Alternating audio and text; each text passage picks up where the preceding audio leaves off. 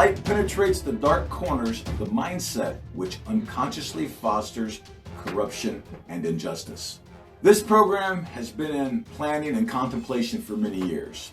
Although other episodes have been created, this particular episode is the first to be fully produced and published. This episode is to be considered the Red Pill 2020 Introduction and Orientation, allowing those who may be curious to look back and understand this program's purpose from its origin. Red Pill 2020 is not about me. The subjects discussed on this program may, in the future, include some information about me and my experiences, but the reason that I share such information is not for fame or notoriety. As you'll see, some information about me may not always be flattering, but it will always be the truth.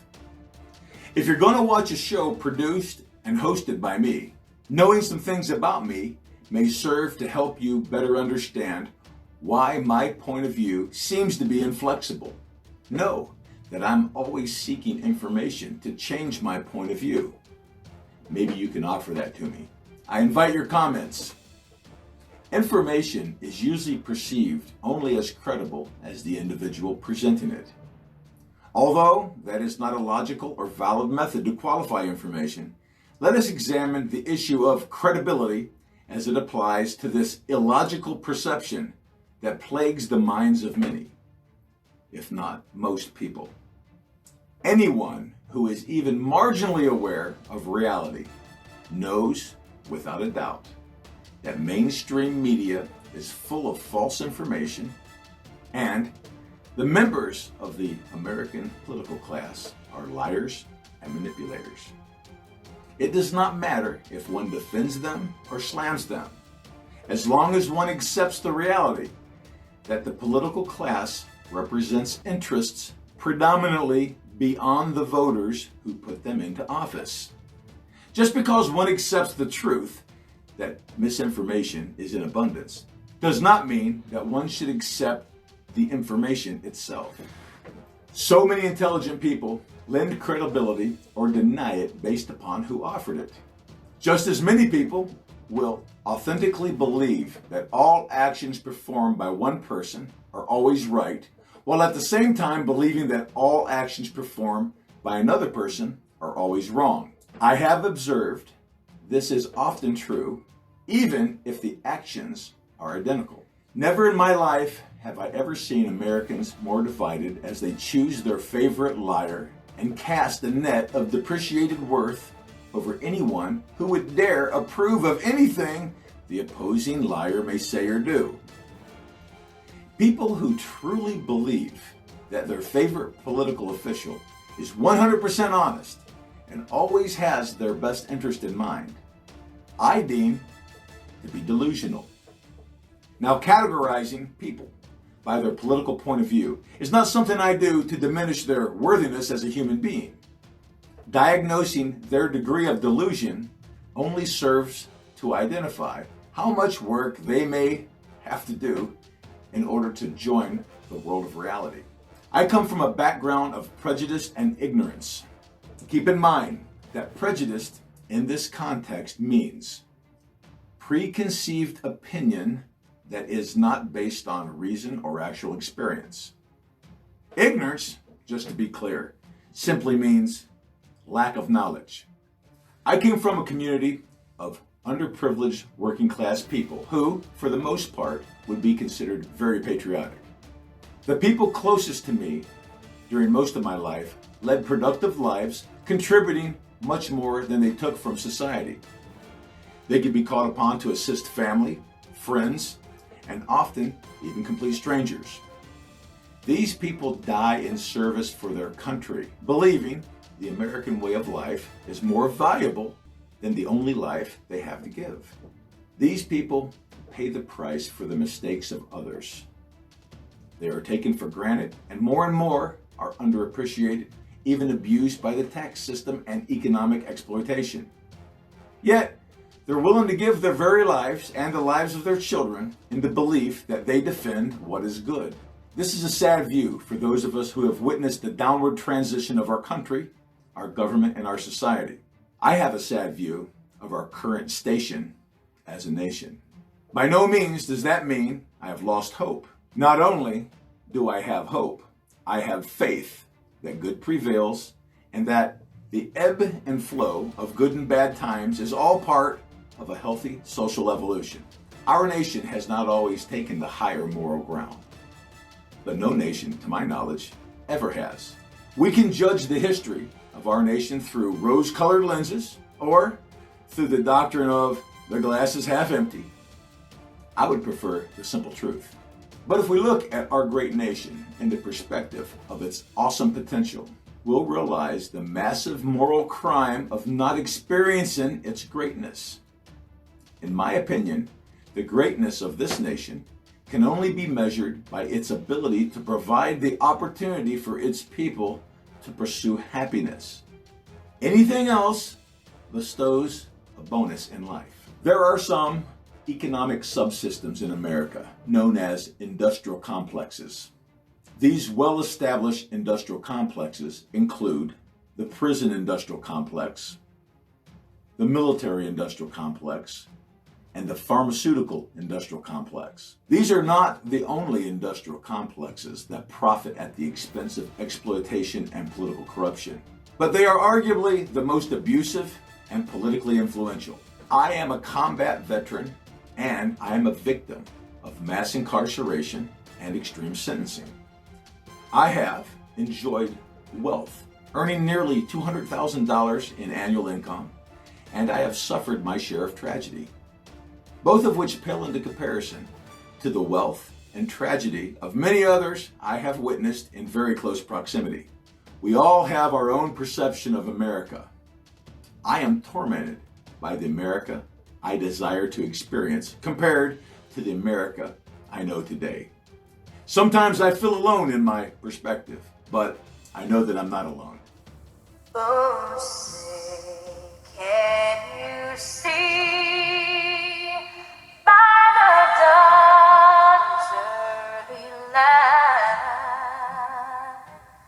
what so proudly we hailed at the twilight's last gleaming, whose broad stripes and bright stars through the perilous night o'er the ramparts we watched were so gallantly streaming.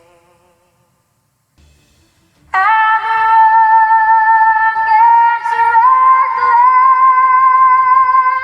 the bombs bursting in air,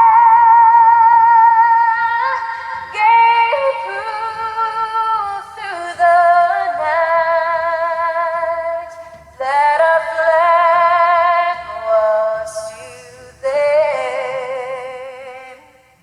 Oh, say does that star-spangled banner yet wave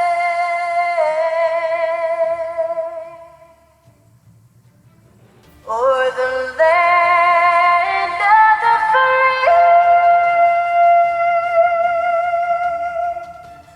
and the home of the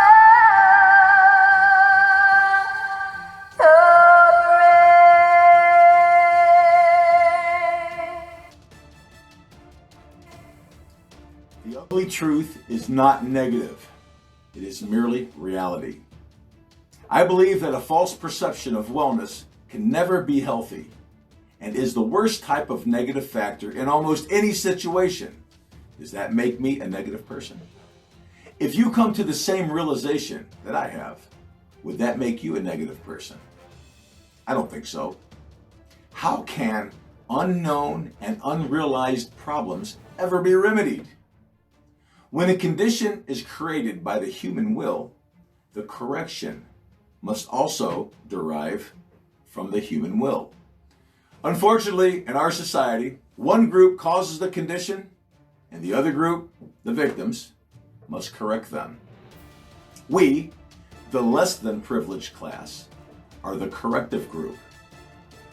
So don't you think that supporting those who cause our condition is a bit non-productive? Some people complain, but seldom propose any rational solutions.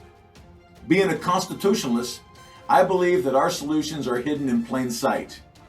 The U.S. Constitution gave us nothing but a republic form of government. Many people fail to realize the power of our great Constitution. They do not commonly know that the Constitution grants nothing to the citizens. Our rights, according to the Constitutional Compact, comes from a higher power, or God, which the government is beneath. That is why one nation under God is cited in the Pledge of Allegiance. These days, the very mention of the word God, even in the context of referential comparison, causes discomfort to many. The Constitution is merely a set of prohibitions which limit the government's power. The articles and amendments that define government functions are all subject to repeal or amendment. When it comes to the Bill of Rights, the first 10 amendments, very little can be improved upon. But I think a little adjustment just might be warranted. I look forward to opening this discussion in the future. Those who think our pursuit of happiness can be improved upon by removing government restrictions are horribly mistaken, even if their hearts are in the right place. I do not question the hearts of Americans nearly as much as I question the collective mindset. Before I shine the light of warmth and positivity on this episode, I want to make sure that the title of this program is understood by those who may not be aware of the proper allegorical context of the red pill. Basically, we are all born ignorant and become more knowledgeable throughout our lives. However, during the process of experiencing life, forces are feeding false information into our minds, creating false perceptions. Whether it's called propaganda, marketing, or dogma, the fact is we are all suckers in varying degrees. Admitting this to ourselves is the first step in being free from a false set of beliefs, which in most cases was purposely designed to create a benefit for others at our expense. Some people are blissfully ignorant, and when offered information, they reject it, even when they know it's true. Blissful ignorance becomes willful blindness. Now, the term willful blindness is used in civil law to identify a liability of fault. An innocent person becomes a party to the oppressor's plan when that person pretends not to see an injustice. A person becomes a traitor against his fellow citizen when he overlooks an unfair condition created by a profiteer and powermonger. If one is not smart enough to learn, one may never be guilty of supporting the oppressor. But I believe almost everyone is smart enough to learn, and in doing so would retroactively realize their own faults and hopefully be inspired to make a change in themselves. I speak from personal experience on this matter. Taking the red pill is the symbolic phrase used to identify that moment in time a person wakes up. One becomes conscious of things one formerly did not acknowledge. In the movie The Matrix, humans were used as a form of energy for the system. As the humans slept in an induced coma, they were fed a dream and enjoyed their entire lives in complete ignorance. A man named Morpheus awoke and started a movement to wake everybody else up. He believed that a man named Neo could cause his vision to become reality. He offered Neo the red pill. Do you want to know what it is? You can see it when you look out your window or when you turn on your television. You can feel it when you go to work, when you go to church, when you pay your taxes. It is the world that has been pulled over your eyes to blind you from the truth. What truth? That you are a slave, Neo. Like everyone else, you were born into bondage, a prison for your mind. You have to see it for yourself.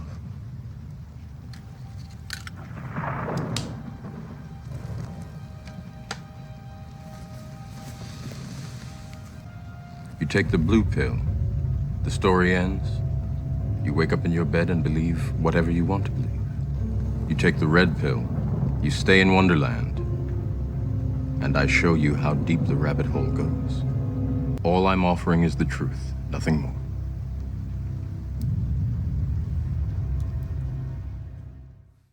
I may not be Morpheus, and you may not be Neo, but I still offer a low-dose red pill therapy in its current version here on Red Pill 2020.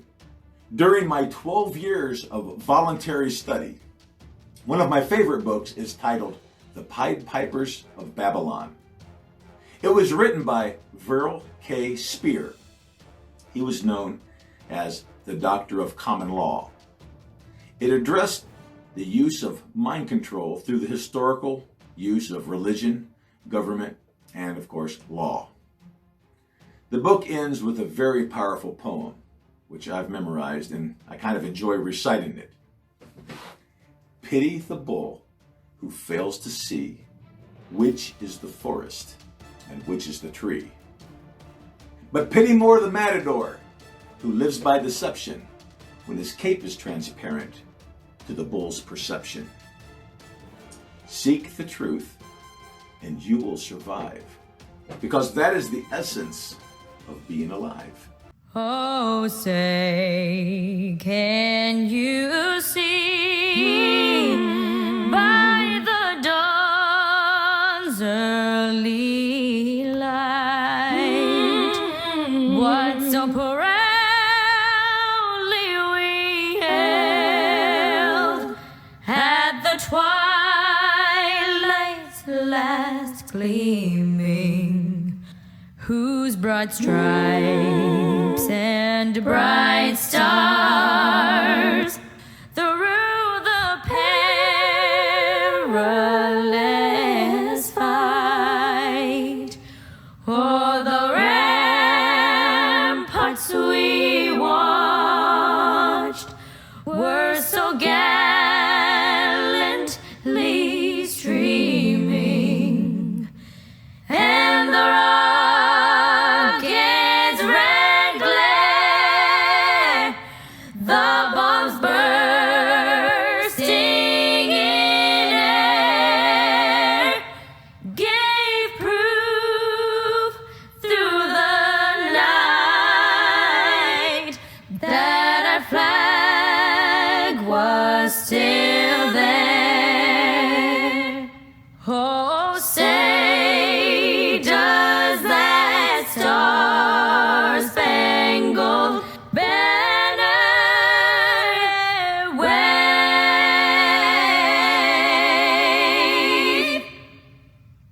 o'er the land of the free and the home of the brave?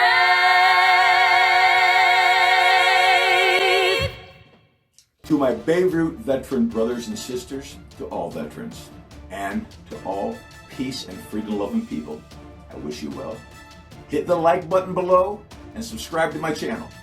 You might just enjoy some of the topics in the future episodes of the Red Pill 2020.